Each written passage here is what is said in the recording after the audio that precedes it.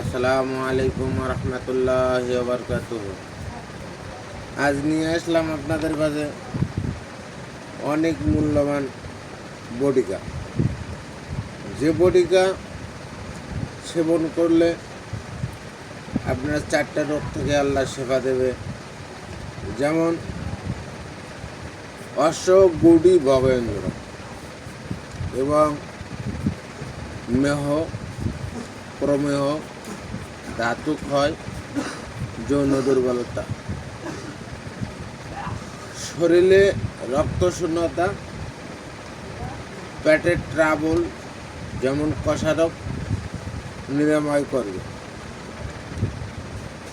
এটি যদি আপনারা